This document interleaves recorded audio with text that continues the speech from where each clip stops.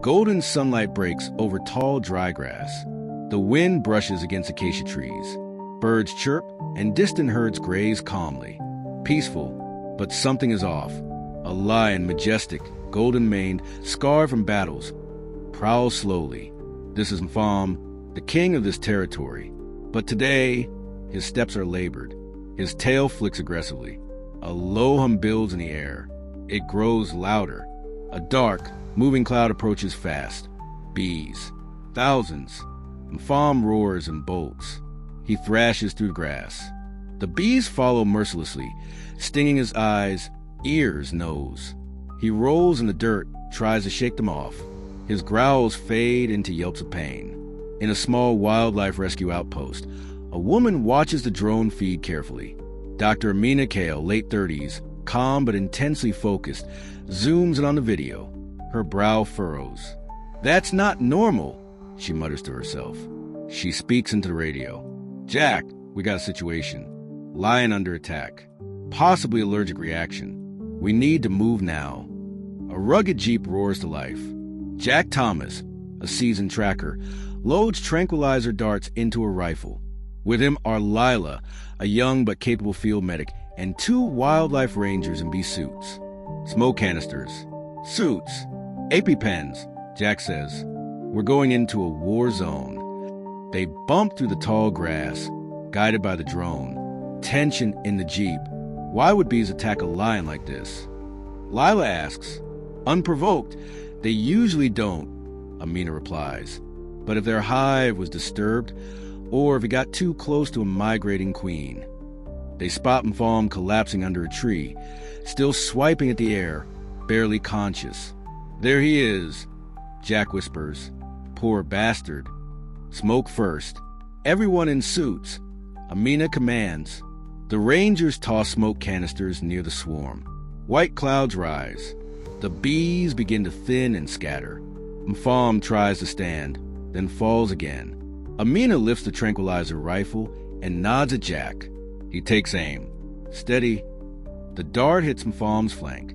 He flinches, growls weakly, then slumps. 30 seconds. Amina says, checking her watch. Bees still swirl around them. Lila winces. One's gotten inside her suit. She grits her teeth and stays focused.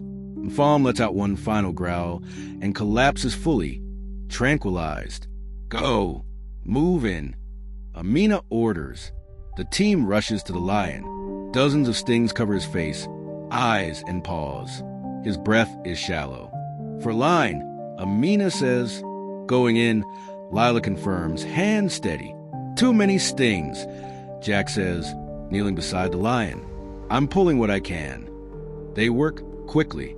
Anti-inflammatory injections, fluids, monitoring vitals. This many stings can shut down his kidneys. Amina says, we need to flush toxins now. He's stabilizing, Lila announces, relief in her voice. Jack gently applies ointment to the lion's muzzle. Come on, big guy. Stay with us. The hum of the bees fades. Smoke has driven them off. A quiet settles. Mfalme's chest rises and falls more regularly. A moment passes. Everyone exhales. We've got him, Amina says softly. They prepare a transport cage. Carefully, with a winch and stretcher, they load the lion into the back of the jeep. His weight is massive, his presence still commanding. Even in sedation, hours later, back at the clinic, Mfalme lies in a shaded enclosure. IVs in place. Fans humming. His eyelids twitch. He's strong, Lila says, watching the monitor. But not invincible, Amina replies. No one is out here. Later that night, Jack sits by the enclosure with a thermos of coffee. Mfalme's breathing is steady. He chuckles. You gave us a scare, Your Highness. A few days pass. Mfalme eats small portions. His swelling subsides. The stings begin to heal. Amina runs blood work. Kidney function normalizes. By day 6, he's on his feet, pacing the edges of the enclosure, restless.